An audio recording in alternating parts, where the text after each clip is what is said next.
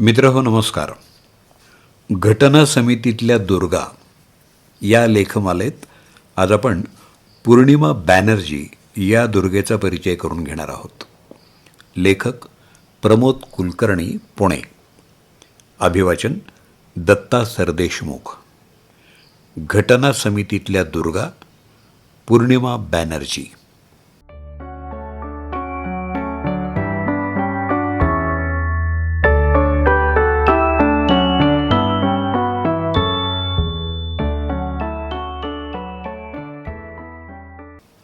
पूर्णिमा यांचा जन्म 1911 पूर्णिमा गांगुली म्हणून झाला.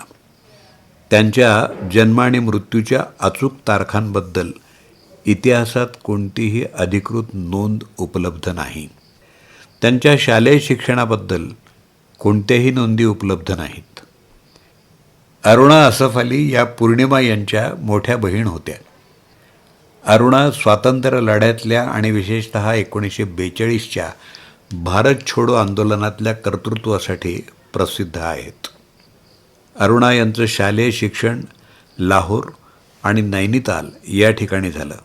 त्यामुळं पूर्णिमा यांचं शालेय शिक्षणही याच ठिकाणी झालं असण्याची शक्यता अधिक आहे. त्यांचे वडील उपेंद्रनाथ गांगुली मूळचे बारिसाल, सध्या बांगलादेशात असलेल्या या शहरातले होते, पण रेस्टॉरंट व्यवसायामुळं संयुक्त प्रांतात स्थायिक झाले होते.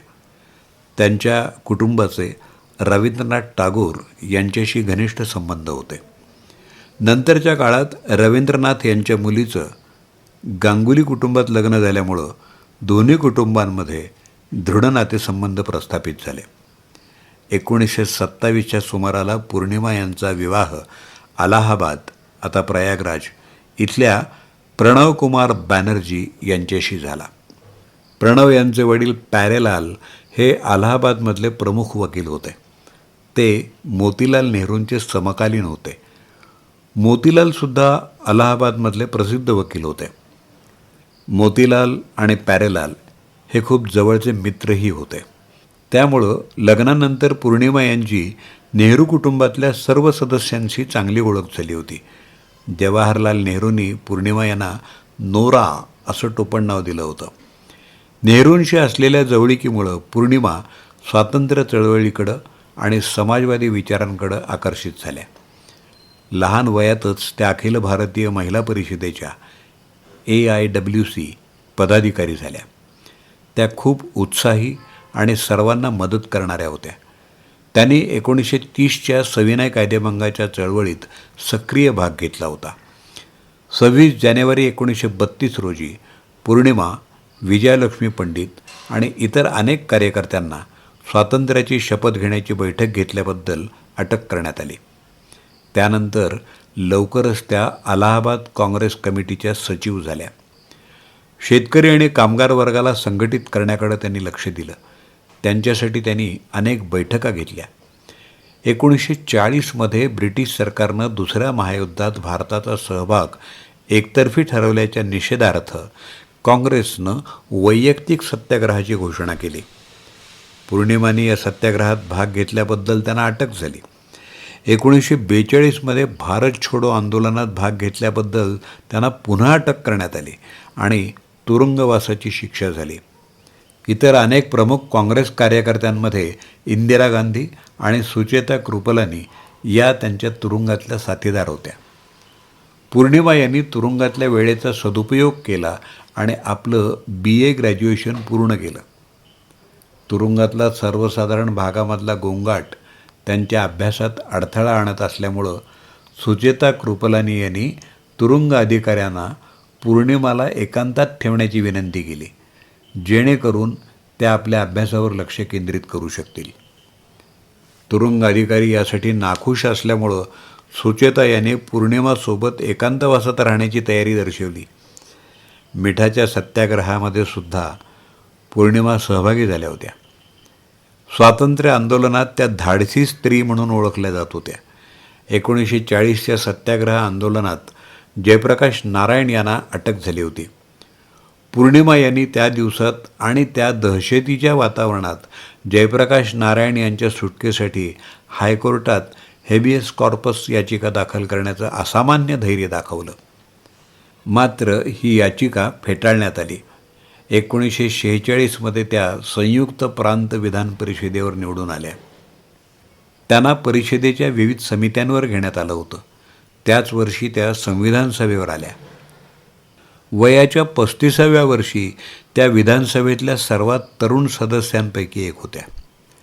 धार्मिक शिक्षण आणि समाजवाद याविषयी त्यांची मतं इतर बहुसंख्य सदस्यांपेक्षा वेगळी होती. धार्मिक शिक्षणाबद्दल त्यांनी सुचवलेल्या दुरुस्तीमध्ये असं म्हटलं होतं की राज्याकडून मदत मिळवणाऱ्या शैक्षणिक संस्थांमध्ये दिलं जाणारं सर्व धार्मिक शिक्षण हे सांप्रदायिकतेला प्रोत्साहन देण्याऐवजी विद्यार्थ्यांचा बौद्धिक स्तर वाढवून त्यांना सर्व धर्माचं तुलनात्मक स्वरूप समजावं असं असावं. धर्मनिरपेक्षतेचा त्यांचा दृष्टिकोन एकमेकांच्या धर्माचा आदर करणारा होता. मात्र त्यांची दुरुस्ती मंजूर झाली नाही. त्यांची इच्छा होती की शाळांचा अभ्यासक्रम अशा स्वरूपाचा असावा की मुलं एकमेकांच्या धार्मिक आणि सामाजिक दृष्टिकोनाचा सन्मान करायला सक्षम व्हावीत आणि ते भारतातले जबाबदार नागरिक म्हणून विकसित व्हावेत. त्यांचं मत होतं की केवळ अल्पसंख्याक या निकषावर आधारित भेदभाव करू नये आणि गुणवत्तेला प्राधान्य द्यावं. अल्पसंख्याकांना शिक्षण या विषयावर केलेल्या तपशीलवार भाषणात त्यांनी मांडलेले विचार हे भविष्यात पथदर्शी ठरले.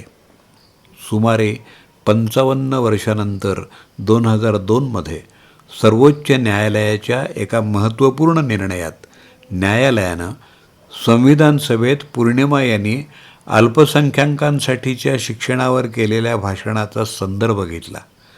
घटनेतल्या तरतुदीनुसार विधान परिषदेच्या निवडणुकीसाठी किमान वयाची पात्रता 30 वर्षे आहे.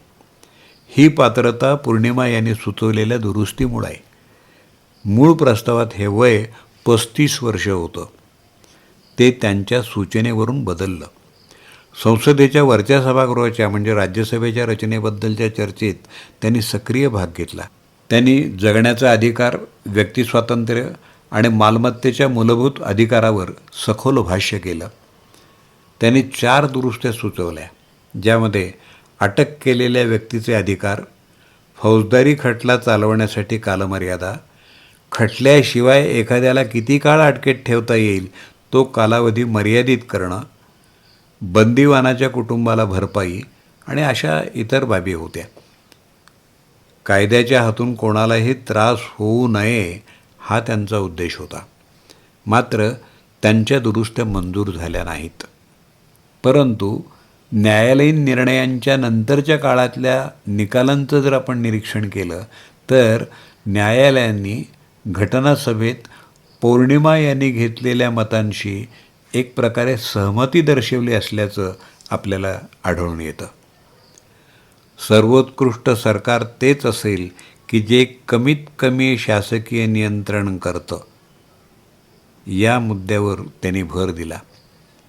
संविधान सभेत त्या नेहमीच पूर्ण अभ्यास करून येत असत.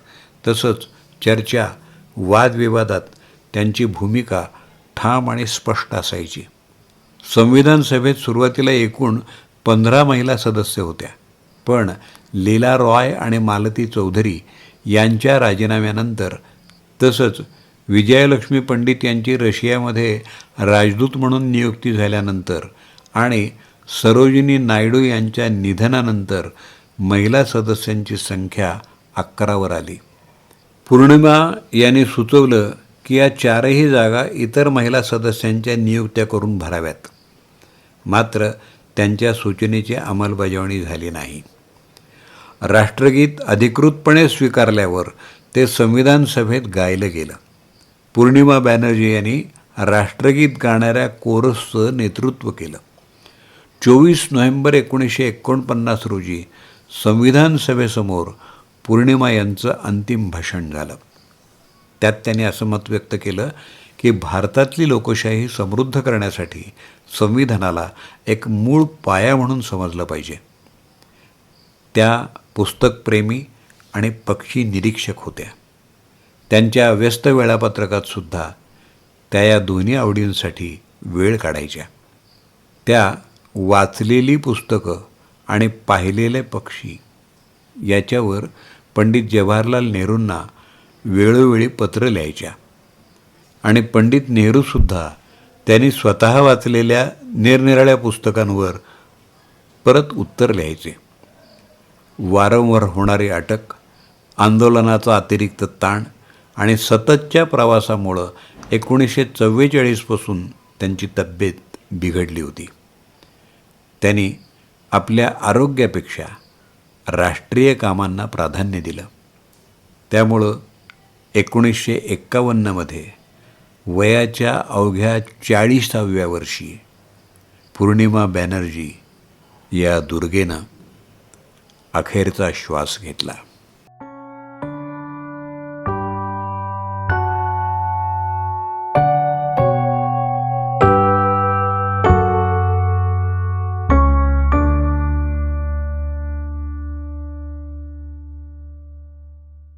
घटना समितीतल्या दुर्गा या लेखमालेत आज आपण पूर्णिमा बॅनर्जी या दुर्गेचा परिचय करून घेतला.